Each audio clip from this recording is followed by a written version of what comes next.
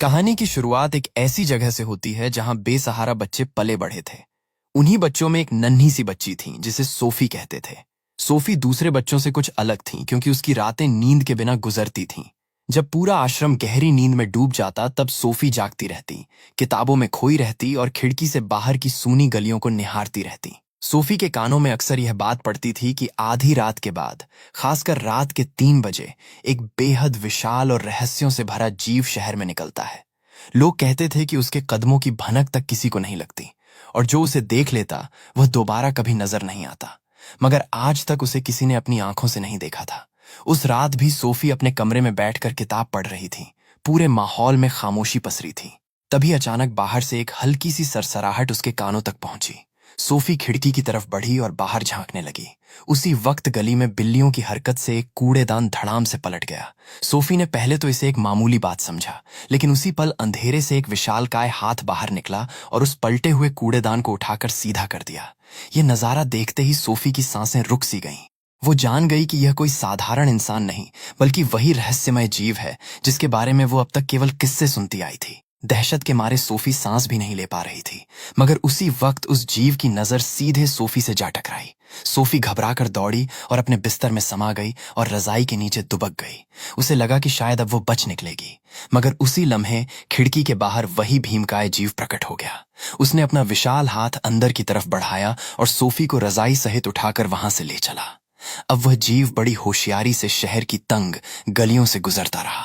हर कदम वह बड़ी सतर्कता से रखता था ताकि किसी इंसान की नजर उस पर न पड़े, और देखते देखते सोफी को लेकर इंसानी दुनिया से बहुत दूर निकल गया। दैत्य देश, यही वह जगह थी जहां इंसानों से कई गुना विशाल जीव बसते थे। वह जीव सोफी को अपनी गुफानुमा रिहाइश में ले आया। वहां पहुंचकर उसने सोफी को एक ऊंचे स्थान पर बिठाया ताकि वह आसानी से निकल न सके। लेकिन सोफी कोई मामूली लड़की नहीं थी।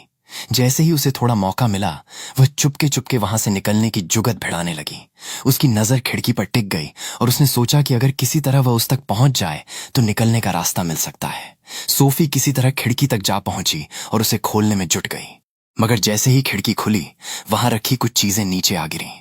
उस आवाज को सुनते ही जीव को एहसास हो गया कि सोफी भागने की फिराक में है। वह फौरन सोफी के करीब आया और साफ लहजे में बोला कि यहां से निकलने का कोई रास्ता नहीं। यह इंसानों की दुनिया नहीं, दैत्य देश है। इसके बाद उसने सोफी को अपने बड़े से पात्र में बिठाकर मेज पर रख दिया। सोफी अभी भी कांप रही थी, लेकिन तभी उस जीव ने उसे बताया कि उसका नाम बीएफजी है, यानी बिग फ्रेंडली जायंट, एक विशाल मगर दिलदार जीव। उसी वक्त बाहर से बाकी जीवों की दहशतनाक आवाजें कानों में पड़ने लगीं। बीएफजी ने सोफी को बताया कि इस दैत्य देश में उसके सिवा 9 और जीव रहते हैं और वे सब उससे कहीं ज्यादा बलशाली और भयावह हैं। यह सुनते ही सोफी का दिल और बैठ गया। वह थरथराती हुई बीएफजी से बोली, प्लीज आप मुझे मत खाना। लेकिन बीएफजी ने उसे तसल्ली देते हुए कहा कि वह उसे कभी नहीं खाएगा, क्योंकि वह बाकी जीवों जैसा नहीं है। वह एक नेक जीव है और इंसानों को कोई तकलीफ नहीं देता। वह गोश्त नहीं खाता, बल्कि एक बदबूदार कड़वी सब्जी खाकर जिंदगी गुजारता है। अब सोफी थोड़ा सांभली और उससे पूछा, अगर आप मुझे खाना नहीं चाहते तो यहां लेकर क्यों आए? मैं तो अनाथालय में रहती थी। बीएफजी ने उससे पूछा, क्या वहां तुम्हारा दिल लगता था? सोफी ने बताया कि वहां उसे जरा भी चैन नहीं था। वहां की मैट्रन बेहद सख्त और निर्दयी थी। फिर सोफी ने बीएफजी से पूछा कि क्या बाकी जीव भी उसकी तरह अच्छे हैं? बीएफजी का चेहरा गंभीर हो गया। उसने बताया कि बाकी जीव बेहद खूंखार और इंसानखोर हैं। वे इंसानों को अपना शिकार समझते हैं। सोफी ने फिर पूछा, अगर यहां इतना खतरा है तो वो उसे लाया ही क्यों? तब बीएफजी ने उसे असलियत से रूबरू कराया। उसने कहा कि सोफी ने उसे इंसानों की दुनिया में देख लिया था। अगर वो उसे वहीं छोड़ देता तो सोफी सबको बता देती कि उसने एक असली जीव देखा है। फिर यह बात रानी तक पहुंचती और रानी अपनी पूरी फौज के साथ दैत्य देश पर चढ़ाई कर सकती थी। अब सोफी को यकीन होने लगा कि बीएफजी उसे कुछ नहीं करेगा। उसका डर हल्का पड़ने लगा और वो पहले से कहीं ज्यादा हौसलेमंद हो गई। इसके बाद बीएफजी ने सोफी को सख्त हिदायत दी कि वो गुफा से बाहर कदम रखने की गलती न करे, क्योंकि बाहर घूमने वाले जीव बेहद खूंखार और इंसानखोर हैं। अगर उनमें से किसी की नजर सोफी पर पड़ गई तो वो उसे जिंदा निगल जाएगा। बीएफजी ने साफ कह दिया कि अब सोफी को यहीं रहना होगा। यह सुनकर सोफी का दिल भारी हो गया, लेकिन बीएफजी के चेहरे पर भी एक अजीब सहमा सहमा भाव था। थोड़ी देर बाद बीएफजी ने सोफी को एक बड़े बैरल में लिटाया और आराम करने को कहा। जैसे ही सोफी सो गई, बीएफजी चुपचाप वहां से निकला और एक झरने के पीछे छुपे रास्ते से होकर अपने गुप्त कमरे में जा पहुंचा। वह कमरा किसी जादुई दुनिया से कम न था। हर तरफ रंग बिरंगी दमकती हुई बोतलें सजी थीं, लेकिन ये कोई साधारण बोतलें नहीं थीं। इन बोतलों में किस्म किस्म के सपने बंद थे। जिन्हें बीएफजी पकड़कर लाता था और फिर इंसानी दुनिया में जाकर सोते बच्चों को सुनहरे सपने देता था। इसी दौरान बीएफजी ने एक लाल बोतल उठाई और उस सपने पर कुछ अजीब काम करने लगा। उधर सोफी की अचानक आंख खुल गई। उसने देखा कि बीएफजी गहरी नींद में था और उसके भारी खर्राटों से पूरा कमरा थरथरा रहा था। सोफी को लगा कि भागने का इससे बेहतर मौका दोबारा नहीं मिलेगा। वह धीरे धीरे उठी, किसी तरह खिड़की खोलने में कामयाब हुई और नंगे पांव बाहर निकलकर पूरी ताकत से दौड़ने लगी। लेकिन कुछ ही कदम आगे जाते ही जमीन के नीचे से एक विशाल हाथ निकला और सोफी को इस तरह उठा लिया जैसे कोई नन्हा सा परिंदा हो। दहशत से सोफी चीखने लगी और बीएफजी की गुफा की ओर देखते हुए मदद के लिए पुकारने लगी। लेकिन इस बार बीएफजी ने मदद करने की बजाय चुपचाप गुफा का दरवाजा बंद कर लिया। अगले ही पल वह भयावह जीव सोफी को अपने मुंह के करीब लाया और उसे निगल गया। तभी सोफी एक जोरदार चीख के साथ जाग उठी। दरअसल यह सब हकीकत नहीं बल्कि एक डरावना ख्वाब था। बीएफजी ने यह सपना खुद सोफी के लिए बुना था ताकि वह समझ सके कि गुफा के बाहर की दुनिया सच में कितनी खतरनाक है। इसी बीच सोफी की नजर बीएफजी के बनाए एक अजीब से जूस पर टिक गई। बीएफजी ने उसे बताया कि इस जूस का नाम फ्रॉप्सकॉटल है। ये कोई मामूली पेय नहीं था बल्कि दैत्यों की दुनिया की सबसे हैरत अंगेज चीजों में से एक था। सोफी को फ्रॉप्सकॉटल देखकर बड़ी हैरत हुई क्योंकि आमतौर पर किसी भी पेय के बुलबुले ऊपर की तरफ उठते हैं और उसे पीने के बाद डकार आती है, लेकिन इस जूस के बुलबुले ऊपर नहीं बल्कि नीचे की तरफ उतर रहे थे। उसे इस अनोखे जूस की असली ताकत का अंदाजा हो गया। अचानक चिंगारियों और बिजली जैसी कड़कड़ाहट के साथ एक जोरदार धमाका हुआ। वह धमाका इतना भयंकर था कि उसकी गूंज पूरी गुफा में फैल गई। वह शोर सुनकर एक बेहद खौफनाक जीव वहां आ धमका। वह बाकी इंसानखोर जीवों से भी ज्यादा दहशतनाक था और उन 9 जीवों का सरदार था। उसका नाम था फ्लैश लम्पीटर। उसकी सूंघने की ताकत इतनी जबरदस्त थी कि वह दूर से ही किसी इंसान की मौजूदगी भांप लेता था। फ्लैश लम्पीटर जैसे ही गुफा में दाखिल हुआ उसे फौरन इंसान की खुशबू का एहसास हो गया। सोफी उसे देखते ही दहशत से पीछे हट गई, लेकिन फ्लैश लम्पीटर को पूरा यकीन हो गया कि यहाँ कहीं न कहीं कोई इंसान जरूर छुपा है।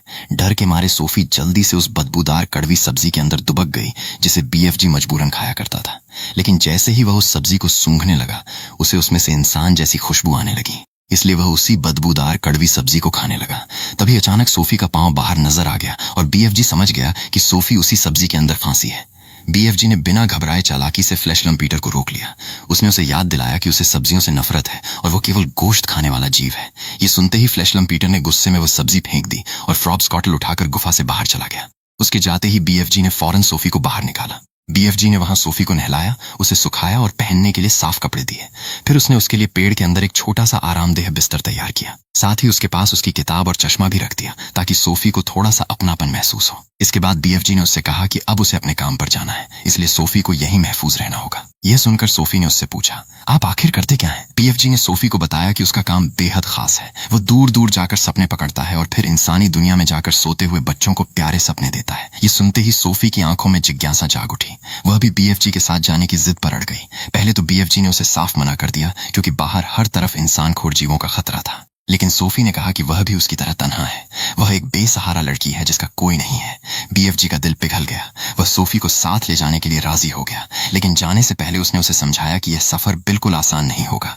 उन्हें रास्ते में सोए हुए इंसानखोर जीवों के बीच से दबे पांव निकलना होगा और सामने वाली पहाड़ी की चोटी तक पहुंचना होगा। सोफी के होते यह काम और भी दुश्वार था क्योंकि जरा सी आहट भी उन जीवों को जगा सकती थी। इसके बाद बीएफजी बेहद धीरे धीरे संभल संभल कर आगे बढ़ने लगा। रास्ते में एक जीव सो रहा था जिसे अचानक छींक आने को हुई। अगर वह छींक देता तो बाकी सारे जीव भी जाग जाते, इसलिए बीएफजी ने बड़े मजेदार और चतुराई भरे तरीके से उसकी छींक रोक दी। आगे एक कौवा आवाज करने को हुआ तो बीएफजी ने फौरन उसकी चोंच दबा दी ताकि कोई आहट बाहर न जाए। किसी तरह वह सोफी को लेकर वहां से निकलने ही वाला था, लेकिन तभी एक खूंखार जीव की नजर उस पर पड़ जाती है। वह जीव बीएफजी को दबोच लेता है और हवा में लटका देता है। ये देखकर सोफी दहशत के मारे पास खड़ी एक गाड़ी में जाकर दुबक जाती है। कुछ ही पलों में बाकी तमाम जीव भी जाग उठते हैं। अब उनका सरदार फ्लैश लम्पीटर बीएफजी को तकलीफ देने के लिए एक खतरनाक खेल खेलने की ठानता है। एक जीव बीएफजी को पहाड़ी के ऊपर उठा ले जाता है, जबकि दूसरा जीव सामने वाली पहाड़ी पर 2 गाड़ियां लेकर डट जाता है। उन्हीं गाड़ियों में से एक के भीतर सोफी दुबकी हुई थी।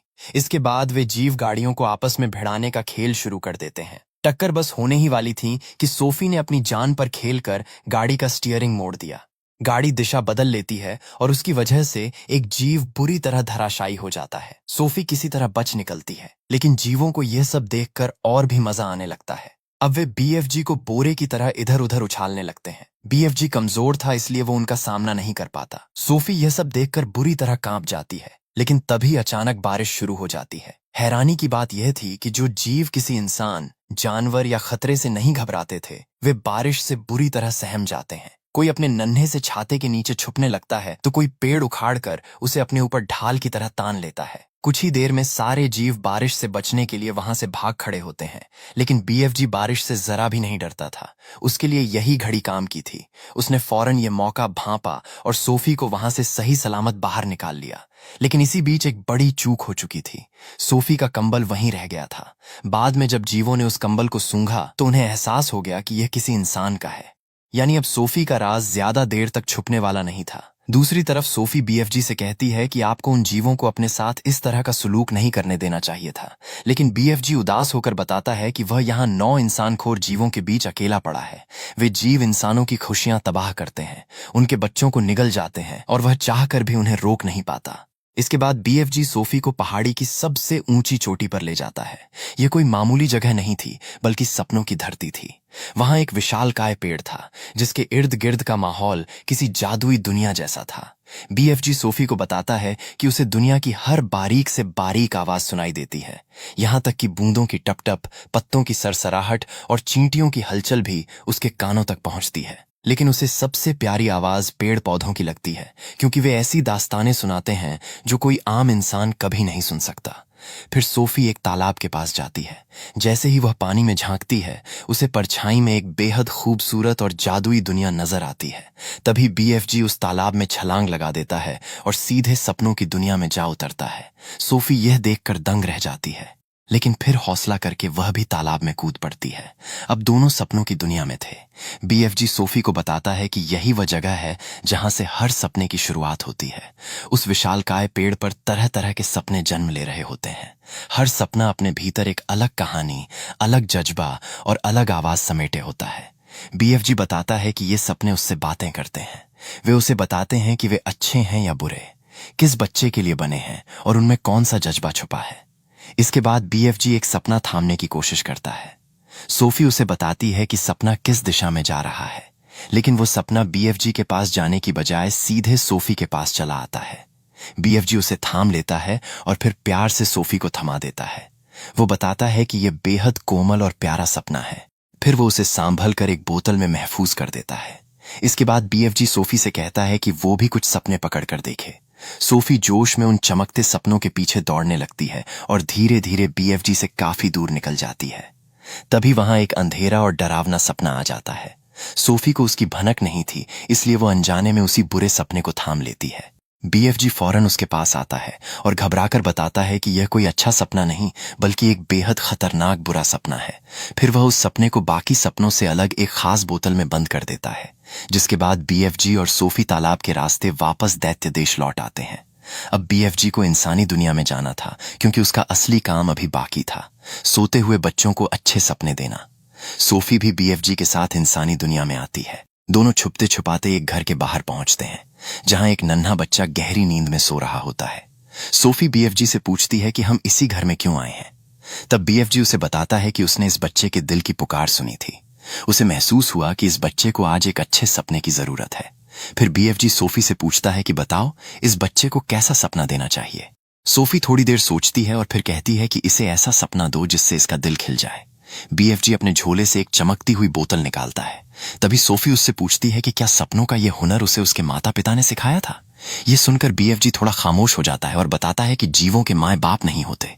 वह कहता है कि उसकी उम्र शायद उतनी ही है जितनी इस धरती की। इसके बाद बीएफजी अपने लंबे तुरहे की मदद से वह सपना धीरे से उस बच्चे के कमरे में फूंक देता है।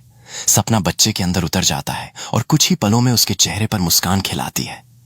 बच्चा नींद में ही खुशी से मुस्कुराने लगता है। यह देखकर सोफी का भी दिल भर आता है, क्योंकि पहली बार उसने अपनी आंखों से देखा था कि बीएफजी का काम कितना निराला है। इसके बाद दोनों वापस दैत्य देश की राह लेते हैं, लेकिन रास्ते में उन्हें बाकी इंसानखोर जीव नजर आते हैं। वे इंसानी दुनिया में बच्चों का शिकार करने निकले थे। उन्हें देखकर बीएफजी फौरन छुप जाता है, क्योंकि वो जानता था कि वो अकेले उन सबको नहीं रोक सकता। इसी दौरान सोफी को ख्याल आता है कि उसका कंबल उसके पास नहीं है। वो बीएफजी से कहती है कि उसका कंबल कहीं गुम हो गया है। बीएफजी अपनी जेब टटोलता है, लेकिन कंबल उसके पास भी नहीं होता। तब सोफी कहती है कि शायद वह कंबल दैत्य देश